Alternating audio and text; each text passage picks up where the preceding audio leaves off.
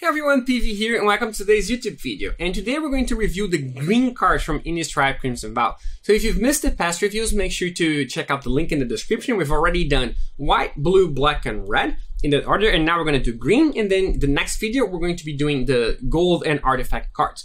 So the idea of this side review is that we're going to talk through every single card, but we're focusing on constructed, specifically standard and historic.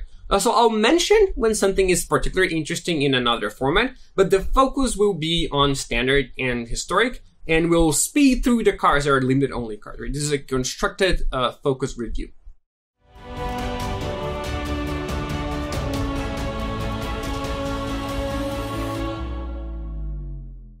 So Apprentice Sharpshooter. This is, I think, just a limited card. It's not good enough for constructed. Ascendant Pack Leader. This one is good enough for constructed. I think, it is not as good as it looks because it looks like a 1-mana 2/1 with a ton of abilities, but in fact it's just one ability, right?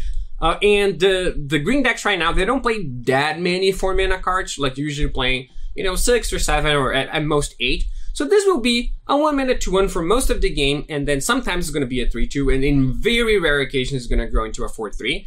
But it's not like a Pelt Collector that's just going to be growing into a 4/4 reliably. Right? But as a 1-mana 2/1 that sometimes grows into a 3/2, it's already quite good, I think, for what the green decks want right now. Because the green decks were suffering from a major problem in that they didn't have any good 1-drops. So you started playing the game on turn 2, which made things like Fading Hope just that much of a beating against you. Right? Because they would bounce your 2-drop, which you'd only end up replaying that on turn 4 or turn 5. Because you were just curving out pretty heavily. Right, you had a 2-drop on turn 2, a 3-drop on turn 3, a 4-drop on turn 4, and sometimes a 5-drop on turn 5.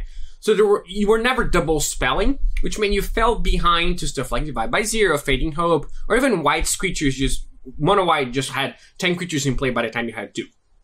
Right, and the Pack Leader is a good enough 1-drop that you can play to offset this. So you just play it on turn 1. It doesn't have to be great. It just has to exist and be able to attack for 2 and pressure then. And I think this will make the deck much, much faster than it was before. Because the difference is huge, right? Because if instead of having a 1-drop, you have a second 2-drop, then you might end up not playing that card until turn 6, right? Which meant that you missed out on 5 attacks with it if it was a 1-drop, which means that you missed out on 10 damage if it was this card. So I think this card existing will already make the deck much faster than it was before. And I really like that there's finally a good green 1-drop. Berembo Armor. This is, I think, just a limited card, for the most part. Berembo Worm. I actually like Berembo Worm a lot. The ability to just exile it from your graveyard and gain 5 life is, I think, huge. I don't know where I would play it, right? It has to be a deck that is interested in self-milling, for the most part, and wants the life, which probably doesn't exist in reality, right? I think this card is not going to see any competitive play, but it is a pretty cool effect that I'll keep in mind if I ever am self-milling too much. Old decks, old formats have Nod to the Bone, right, which is a much, much better version of these. You gain a lot more life, and it's roughly the same thing. So I think this is not going to be good enough, but it is interesting. Cartographer's Survey. This is an interesting card. And it's mostly competing with explosive vegetation type effects, right? Right now, you can reliably pay 4 mana to get 2 lands into play, 2 basics of your choice. So this doesn't let you choose, and you could miss. But you can also hit non-basics, right? You might be interested in getting a particular type of land, right? For example, you could get 2 Tron lands, right? You're probably not going to play this in Tron, but you get the idea, right? You could get Valak Goods and stuff like that. So it's a mix between an explosive vegetation and an Hour of Promise. I don't know if this is good enough. Right now, there's certainly no deck I would want to play this in because I don't want the explosive vegetation effect anyway. And if I did, I would probably want to guarantee the lands because I'm trying to cast an ultimatum, for example. And sometimes you're going to play this and you're going to hit the lands that aren't right lands, right? Or you're not going to hit at all. God forbid you don't hit at all, right? Or you hit only 1 card. Like even in decks that are very land heavy, sometimes you open 1 land hands. This is the same thing, right? Even if the chance is pretty small, it is a chance that is there that isn't there for other versions of this effect. So you have to be really gaining a lot out of being able to get non-basics with this. And I don't think there's currently any deck that is that interested in that. Right, again, maybe Valak Good decks. I don't know. This is a bit outside my domain, I would say. Cemetery Prowler. This card is interesting. The 3-drops in standard are pretty good right now for green. Like Mammoth is incredible, and Old Growth Troll is also incredible. So this card is competing with a lot. But 3 mana for a 3/4 with Vigilance, that hates stuff, right? You can hate cards from the graveyard when you play it or when you attack. Like sometimes they play Galvanic Iteration, for example. You get to exile that, right? Or just any other flashback stuff. So people play Agdim's Awakening, right? People play Blood in the Snow. So it is a hate card that also makes your cards cheaper. That can be pretty good, all right? Especially if you get the right type, and then you get to play this and something else in the same turn. For example, you play this, you exile a creature, then you immediately play a 2-drop for 1. Like, that can be pretty good. So I think this card is strong. I'll certainly be trying it out in the green decks. I don't know if it's better than the existing 3s. My inclination is that it's not better in the existing 3s, but it could be good in addition to the existing 3s. Right? And sometimes you just, snipe an artifact, and then you play a Chariot for 3, and you didn't have a 4th land, right? And stuff like that. So I think it's not that likely to happen, but it could come up, and the body is strong enough. I think that this is a potential card. It mostly clashes with the other 3-drop, the tracker, right? Where you get a clue. It is also a vigilance creature, but with swapped stats. So this will survive the 3 damage burn spells, stuff like a Braid. So if you're into the graveyard hating and you're into the 3/4 for 3, then this card is going to be good for you. The cost lowering ability, I think, might be the least relevant part of this card, but it is a bonus. Like, if it matters, it's going to be relevant. Which is, I guess, redundant, right? If it matters, it's going to matter. But it's the type of effect that it's not going to matter that much until it really does matter, and then you're going to be really glad it's there when it does matter. Cloaked Cadet, I think just limited card for the most part. Crawling Infestation, limited card as well. Crushing Canopy. We've had variations with this effect that have sim play. Right now, I don't really want to kill any enchantments, so I'm not going to be playing this, but, in a different format, this might be a good card. Cultivator Colossus. This is actually pretty strong. So the way this works is, it's an XX, right? So you have 3 lands in play.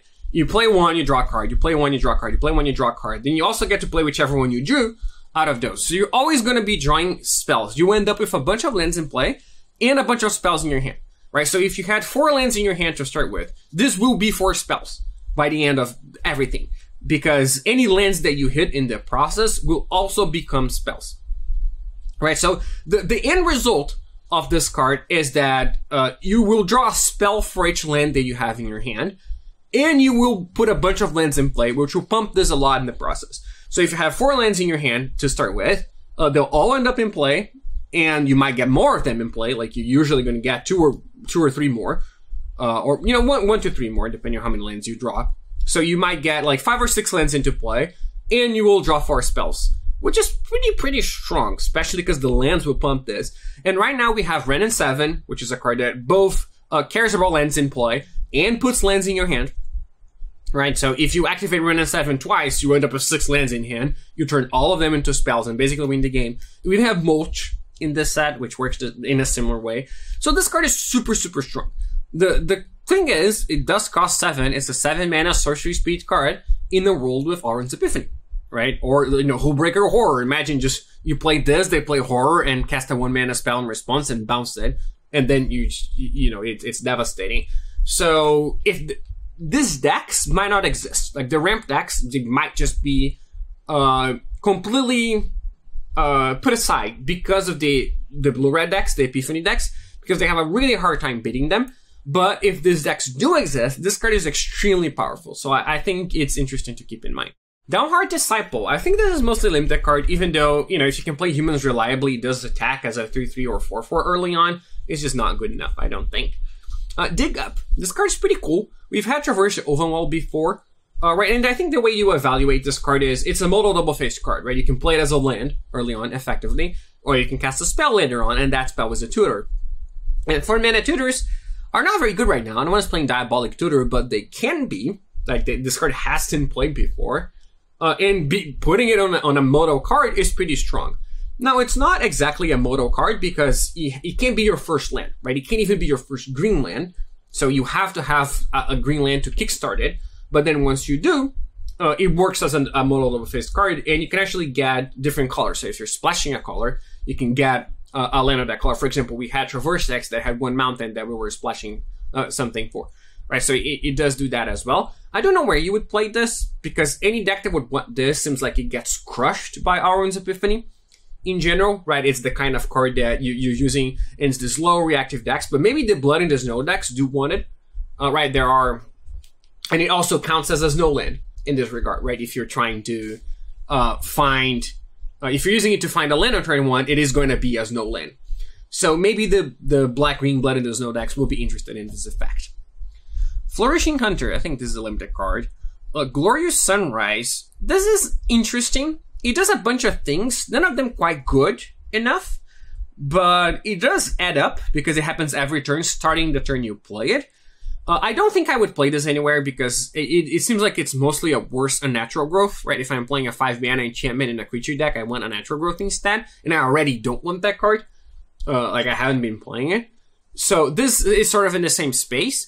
But it is interesting that it does do something every single turn, even if you don't have any creatures, or even if you can't attack. So, probably not good enough, but cool. Hiveheart Vanguard.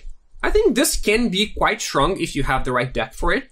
Right, if you just play a human on turn 1 and a human on turn 2, it's a 5/5 with War 2 for 3. That's pretty strong. Doesn't work with tokens, unfortunately.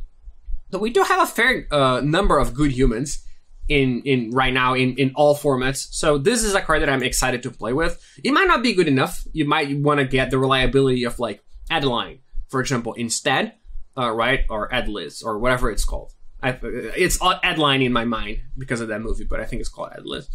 Or reliability of the the Cathar, the effectively 1/4 that grows and makes tokens. But there's no reason you can't play multiple 3-drops. So part of the problem is that there are a lot of 3s, right, in white right now, and if you're playing a humans deck, it's mostly going to be green-white, so you're going to have to fight with Elite Spellbinder, which is also a human, Ray Dane, Brutal Cathar, Skyclave Apparition, the Adliz, or what is it called? It is Adeline. Okay, the Resplendent Cathar. Never mind, I was right. Adliz is the other one, the blue-red. Okay, good. Yeah, so you have to fight with all of those. Is it better than those? I don't know. It could be. Right, sometimes you even play it as a 7/7 on turn 3. Or you play later in the game. It's going to be a 9/9. But we'll see what the format shapes up. But I think it's an interesting card that I'm looking forward to trying. Hiveheart Shaman. This card is interesting also. It is similar to Solemn Simulacrum, except, it's a much better blocker. It's much harder that it dies. But if it does die, then you're not getting anything out of it. But the play pattern is similar. You play this on 4, then you get to attack on turn 5 and get an untapped land. So it speeds you from 4 to 6, right? The same way that Solemn Simulacrum does, except it can speed you even more. If next turn you attack again, you're getting a land again, and you can make some insects, which is actually a pretty good mana sink if it's much later in the game, right? The big question is this better than Quandrix Cultivator, for example, if you are playing blue-green? Right, the answer is probably no. I think Cultivator is probably better because the land is untapped. It's also a relatively beefy body. But 3/5 might just be better than 3/4 nowadays because people are playing Demon Bolt. They're playing Dragon's Fire with dragons that they have 4 power. And this does have another ability on top of it. So it wouldn't shock me if this saw play. This is also the type of card that, sometimes you're going to play and you're not going to be able to get anything because you already have all the basic land types that you have in your deck. So I would feel uncomfortable playing this with only 2 colors. For example, I would rather have a 3rd basic type, I think, in my deck to be comfortable that this is not going to miss. Howling Moon. This is probably not good enough. I mean, in some ways, it's like a 2/2 haste for 2, right? Because you get to play it and pump something immediately, and then it lets you attack. Sometimes it's going to translate to even more damage. Sometimes it will be less because you won't have any wolves or werewolves, or they will kill the wolf or werewolf. And then they cast their second spell, you get a 2/2 token. That's not that great, right? But some decks, especially because it costs 3, but some decks do cast 2 spells reliably on the same turn. Like, I don't know, Mono White, it has a bunch of cheap cards, so it's going to cast 2, but is it going to cast 2 by turn 3? Especially if you're on the draw, maybe not. So I don't think this is quite good enough. But it's a card to keep in mind. Laid to Rest, I also think this is not good enough. I can't see where I would want to play this. Massive Might, I think this card is okay. It is generally going to be better than Giant Growth and Constricted, because I think Trample is more important than an extra +1/+1. And like, I have tried Barge in certain Goldspan Dragon decks, so it would not shock me enormously if this actually saw play. I'm not going to be trying to put it in my decks, but it is a card that I think can see play. Molgrath Millipede, probably not good enough. Mulch, I think this is interesting. You probably want to be into both these things, right? You want to have uses for extra lands, and you want to be putting cards in your graveyard for this to be good. It does not work with the double face cards, which is kind of annoying. So you have like Shatter Skull Smashing, for example. It's not going to work with that, right? So that's kind of bad. But overall, I think it's a card that could see play. It is, you know, if you're reliably getting 2 lands out of it and putting 2 cards in the graveyard, it's pretty hard to reliably get 2 lands. But if you're averaging 2 lands, sometimes you get 3, sometimes you get 1. I think it could actually be reasonable. Nature's Embrace. This is a pretty cool take on an accelerant, right? But it's mostly a limited card. But it's really, really cool. I really like this card. Paxson Pup. I think, you know, you're getting a 2 mana. You really want 1 mana wolves to trigger this, because you want it to become a 2/2 on turn 2 and to attack as a 3/3 on turn 3, right? If you can do that, then it has some potential. If you can reliably produce a 1 mana wolf or werewolf to trigger this on turn 2 already, I think it has some potential. Otherwise, it's kind of too weak, I think, for the most part. But if the game stalls, like, it does grow, right? We've all played Luminarch Aspirant. We know how much putting a counter every turn adds up. It does make a creature pretty big. So if you just have 2 of these, they'll be growing, growing, growing, and eventually they'll be bigger than anything your opponent's producing, right? So I think it's actually kind of interesting. I don't think the Wolves deck is quite there, but there are a bunch of Wolves in the set, so maybe now it is. A Reclusive Taxidermist. I think this card is pretty good, but probably will not see any play. But it reminds me of the Werebear, right? The card with Threshold that became a 4/4. The card was incredible in a lot of decks. And not that many decks, but it was a card I really liked. And it was incredible in the decks that I liked to play. So this reminds me of that. But 7 cards in your graveyard is much easier than 4 creature cards, right? Because you're milling stuff and you're casting spells. 4 creature cards is actually not that easy.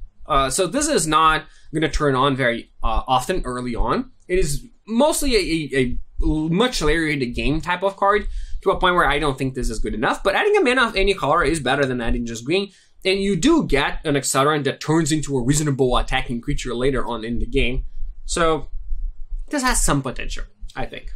Retrieve. If you're getting 2 things reliably, it's probably good enough, but I can't really think of a deck that will be getting 2 things reliably. Like, you're mostly just trying to get spells with your regrowths. So I don't think this is quite good enough. Rural Recruit, I think this is a limited card. Sawblade's Linger. If you are destroying artifacts, this is actually okay, right? 4 mana for a 4/3 destroying artifact is quite reasonable, and you might fight the random zombie sometimes, but there just aren't enough artifacts for this to be good right now. Sheltering Bows. Bows, is that what you say? I don't think this is good enough. Snarling Wolf is a reprint. Spiked Ripsaw is mostly a limited card as well. Splendid Reclamation is just not very good. You know, I can't really think of a deck that I would want to play this in. It has happened, I think, but these decks were mostly quite bad, so I'm not holding my breath on it. Sport Color limited cards, Proback Wolf limited card, Toxic Scorpion, I think mostly limited card, even though I have played a 1-mana 1/1 Death Touch, so that was surprising to me. I played that in Ebb World, but I think this card is just worse than that. Witch's Web, limited card, and Wolf Strike, I think mostly limited card as well. So the green flip cards, Everbrook Caretaker. I think this card is pretty strong in green mirrors. It's just unbelievable in limited to start with, right? I think it's one of the best limited cards ever in history. It is really, it seems really unbeatable. But in green mirrors, it might be better than Tovolar Huntmaster. We had Flourishing Hunter in our mono green decks for years because we wanted to break stalemates, and this is a much better job of breaking a stalemate. Right? It has hexproof, so they can't fight it no matter how big their creatures are. And eventually, if it flips, it is just gonna win you the game, right? Our creatures become unkillable, and they become way, way too big. Including itself, right? It is quite big, and it also pumps itself. So it's already gonna attack as an 8/8 if you flip it. The downside is that it doesn't do as good a job at stabilizing the game as the Flourishing Hunter did, right? Because it's just a 4/4 blocker and not a 6/6 and 2/2/2s. So if you are under a lot of pressure, it might not be good enough. But I think this is definitely a card I'm going to try as a mirror breaker, because if the battlefield is stalled at all, this will break it. All right, so I think this card is pretty strong. Norman Grove, I think limited card. Raider limited card. Howling Piper. This card is actually kind of interesting. We've had this effect before. We've had Elvish Piper, right? This is where this is drawing its name from. It can only be played as a sorcery, which is kind of bad versus sweepers, but it also is uncounterable, and it transforms. And the backside is a sizable creature, right? It is a 4/4, which is about what you're paying for a 4-mana 4/4. And you get to draw a creature out of 6 cards, which then you might put into play with this. And the whole thing does help with werewolves because you're not casting anything, right? So if you just use the Piper, you can get to put something in play, and you pass the turn and you will flip because you haven't cast any spells. And it also untaps if you play a wolf or a werewolf, right?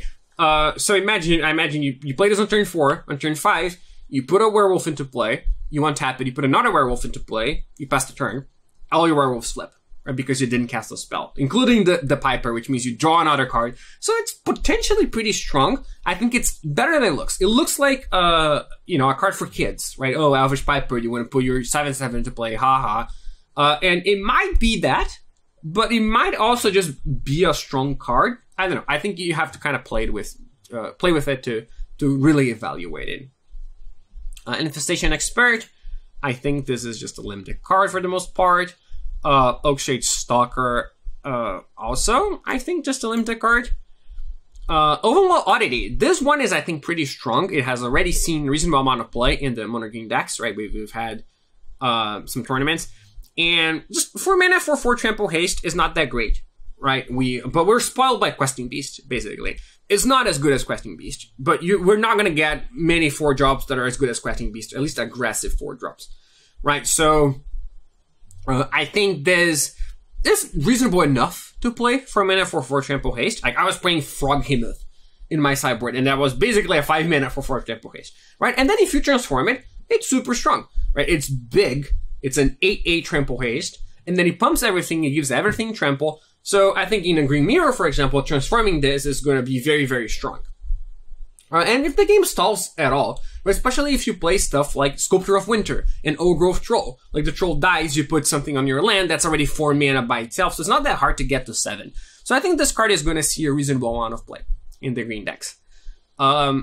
Weaver of Blossoms. I think this is still a limited card. Costs way too much. Wolfgang Outcast. Even if you have a bunch of wolves and werewolves, I don't think it's quite good enough. Like, if you're paying a 4 mana for a 5/4 with abilities, it might be okay. But I think for the most part, I would rather play the Vanguard Oddity. But it might see play in the wolves deck. Like, if it's really really free, right? If it's really a 4 mana 5/4 most of the time. The problem is that even if everything in your deck is a wolf or werewolf, they could just kill them, right? They can kill your stuff, and then you can't play your creature, and so it's kind of awkward. This is probably not going to be very good. So Green, I think Green got some interesting new tools, right? I think the Overwhelm Oddity is strong. It is a card that's going to see play. And the most important card is probably the 1-drop. What is it called? The Ascendant Pack Leader. It's not even that strong a card, but it is a 1-drop, right? Just it being a playable green 1-drop already does so much for that deck. So I think this is where we're going to be looking at. It's mostly the same mono green aggro deck that we had before, except with these new additions, right? Both the 1-drop and the 4-drop, I think, will be good enough in that deck.